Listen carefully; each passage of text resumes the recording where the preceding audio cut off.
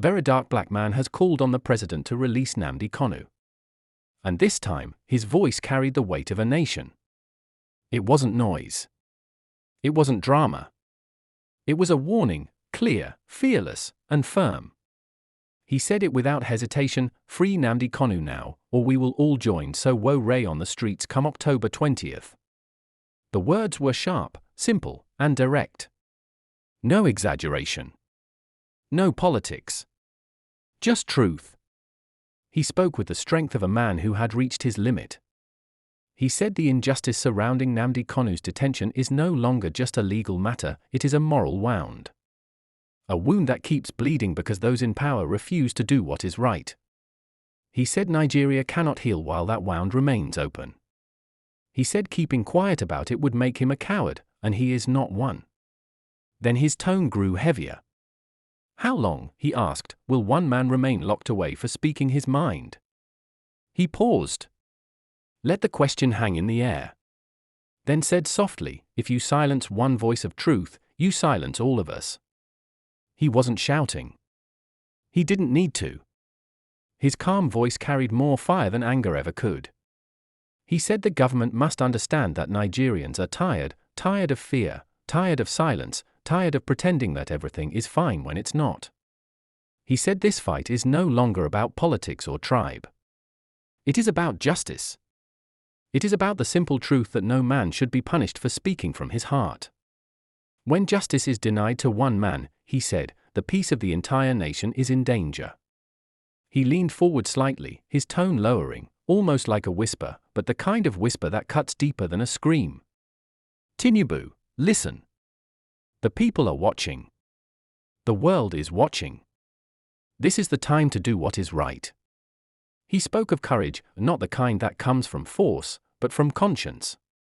He said real leadership is tested when the truth becomes uncomfortable. And right now, the truth is simple: Nnamdi Kanu deserves justice. He said Sowore's call for protest was not an act of rebellion, but a cry for fairness. He said if the government refuses to listen, the people will walk with Sowore side by side on October 20th. Not for chaos, he said. Not for violence. But for justice. His voice deepened. "We will march. We will speak. We will stand for the man who has been kept silent for too long." Then he paused again, breathing slowly, holding back emotion. "We can't keep living in fear of the truth. Fear has crippled this country for too long. It's time to break that chain." He said this generation will no longer be quiet in the face of injustice. That silence is not peace. Silence is surrender. He spoke like a man who had seen enough lies, enough suffering, enough pain. He said this government cannot claim to build unity while keeping injustice alive. You cannot heal a country while holding on to its wounds, he said. His tone softened, almost sorrowful. "Release him. Not tomorrow. Not next week. Now." The silence that followed those words was powerful. It was the kind of silence that makes you think. The kind that makes you question your own comfort. He said Nnamdi Kanu's release is not just about one man, it is about restoring the soul of Nigeria. It is about proving that truth can still matter. It is about showing that leadership still has a heart. Then he repeated it slowly: "Free Nnamdi Kanu now, or we are all joining Sowore." He didn't smile. He didn't flinch. He meant every word. He said leadership is not about power, but responsibility. That a true leader does not hide behind excuses. He faces the truth, even when it hurts. If you call yourself a leader, he said, act like one. Leadership is not about how long you hold power, it's about what you do with it. He leaned back quietly, as if he had emptied everything inside him. But his message stayed hanging in the air, burning like a flame that refuses to die. He had said what many wanted to say but couldn't. He had spoken without fear. And whether the government listens or not, his words cannot be taken back. Because when truth is spoken with courage, it becomes more than speech, it becomes a signal. A spark. A warning. VeryDarkBlackMan's call was not about defiance. It was about duty. It was about the belief that silence, in the face of injustice, is betrayal. And as he ended his message, his final words carried the weight of millions: do what is right. End the delay. Free Nnamdi Kanu now. He stood still for a moment, calm, firm, unshaken. Then he walked away. But the message remained. Loud. Clear. Unstoppable. Because when truth is spoken without fear, even silence listens. VeryDarkBlackMan spoke, his tone had changed. It was calmer now. Measured. But there was something even stronger beneath it: conviction. He wasn't speaking out of anger. He was speaking from a place of truth. A place where patience had run its course. He said this directly, without fear or flattery: Mr. President, the time to act is now. No shouting. No drama. Just truth. He said Nigeria cannot claim peace while it continues to ignore justice. He said you cannot preach unity when fairness is missing. A nation that closes its ears to justice, he said, will one day struggle to hear the cry for peace. He looked firm, like someone who had made peace with whatever would come after his words. He said the issue of Nnamdi Kanu is no longer a political topic, it has become a moral test for everyone in power. A test that reveals who leads with conscience and who hides behind silence. Mr. President, he said again, you were elected to lead, not to ignore. He paused. Then continued quietly. Silence is not strength. It is weakness pretending to be control. His words hung in the air like a heavy truth no one wanted to touch. He said the continued detention of Nnamdi Kanu has done more harm than good. That every day he remains behind bars, division grows deeper and trust fades faster. He said no man should stay locked away when the law has spoken, when the people have spoken, and when the truth is clear. If you want peace, he said, you must begin with justice. His voice was steady, not begging, not accusing, just stating facts. He said Nigerians are not asking for miracles. They are asking for fairness. They are asking to be heard. They are asking to see that their leaders still have humanity. Then his tone shifted again, firm, direct, controlled. This government must remember that authority without compassion is tyranny. And a nation built on fear can never truly stand. He said the country has lost too much to pride and politics. That those in power must rise above ego and show wisdom. The strong man, he said, is not the one who holds power. The strong man is the one who uses it to heal. He leaned slightly forward, his eyes steady, his hands still. This is not a fight against the government. This is a call to do what is right. A call to end something that has gone on for too long. He warned that the country's peace cannot survive on silence. That frustration left unchecked becomes fuel. And that fuel, once lit, does not choose who it burns. We do not want chaos, he said. We want conscience. He spoke of October 20th, the date that now carried weight. He said Sowore's call for peaceful protest is not rebellion, it is a reminder. A reminder that Nigerians will no longer beg for justice, they will demand it peacefully and with discipline. We are not enemies of the state, he said. We are citizens of a nation that deserves better. He said no one is above the law, not even the state itself. That leadership means listening, not locking away voices that disagree. That real peace comes when the government shows mercy, not fear. Mr. President, he said softly, show strength by choosing peace. Show courage by choosing justice. There was no hate in his voice, only urgency. He said the release of Nnamdi Kanu would not weaken the government, it would strengthen it.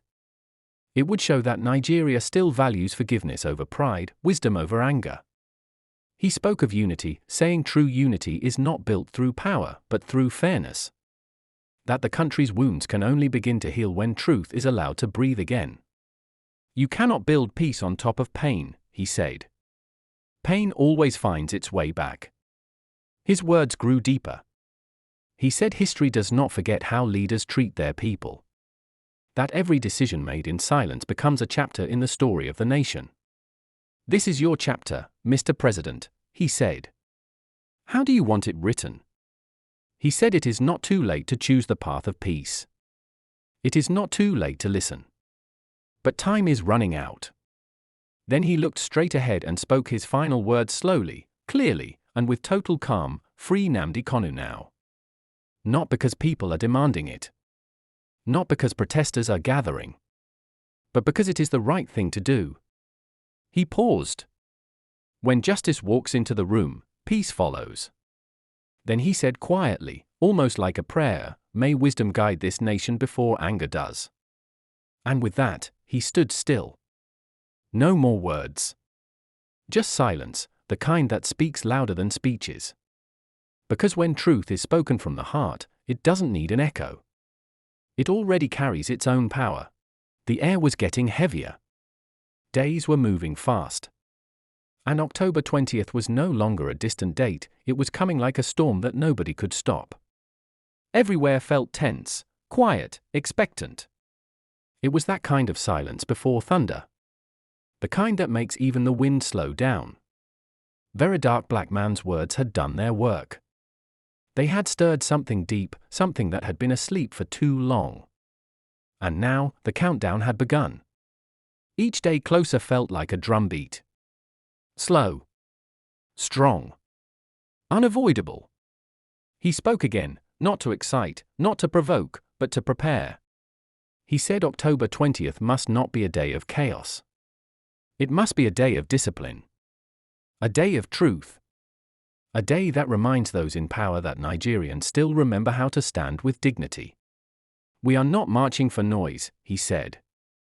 We are marching for justice. He warned that anger without order only destroys the message. He said the people must walk with purpose, heads high, hearts calm, voices strong. Let no one turn this day into violence. Because once violence begins, justice disappears. His message was clear: this was not a war, it was a statement. A statement that enough is enough. That a nation cannot keep pretending to be deaf to the cry of its own citizens. He said October 20th must remind the government that justice delayed is not forgotten. That silence does not erase injustice, it only makes it deeper. And that a leader's true test is how he responds when the people finally speak. We have carried pain for too long, he said slowly. Now we will carry our voices. As the hours passed, he grew quieter, more reflective. He said sometimes, before change comes, the world must first hold its breath. That is what October 20th felt like, the nation holding its breath. He spoke about courage, not the loud kind, but the steady kind. The kind that stands firm even when no one claps. The kind that walks into uncertainty and still refuses to bow to fear. Courage, he said, is not the absence of fear. It is the decision to move forward even when fear is standing in front of you. He said those planning to come out on that day must come out with peace in their hands and truth in their hearts. You cannot fight darkness with darkness, he said. Only light can do that. He reminded everyone that this movement is not against the government, but against injustice. We are not enemies, he said again. We are voices. And voices do not die. Then he spoke directly to those in power. His tone was calm but firm, like a man who already knows what the future holds if wisdom is ignored. The people are ready to speak. The question is, are you ready to listen? He said leaders who fear the truth always try to silence it. But truth is patient. Truth waits. And when it finally speaks, it shakes everything that tried to bury it. He said October 20th will not be about one man anymore. It will be about justice itself, standing on trial before the nation. If you release him now, you win peace. If you delay again, you risk unrest. The choice is still yours. His eyes carried the weight of a warning. But his words carried the hope of peace. He said even when the people gather, they must remember they are fighting for a better nation, not a broken one. We are not here to destroy, he said softly. We are here to rebuild what truth has been denied. He said history is watching again. That the spirits of the fallen, the voices of the forgotten, and the hearts of the living all wait to see how this moment will end. Let October 20th be a day of truth, he said. A day where we speak without fear and stand without hate. He ended with a quiet, steady line, the kind that feels more like a vow than a statement. When justice stands tall, peace kneels beside it. But when justice falls, peace walks away. Then he said the final words that mark the beginning of the last stretch: the countdown has begun for truth to find its voice again. May wisdom speak before the crowd does. And after that, there was silence. A silence that meant only one thing: the storm was coming, and nothing could stop it.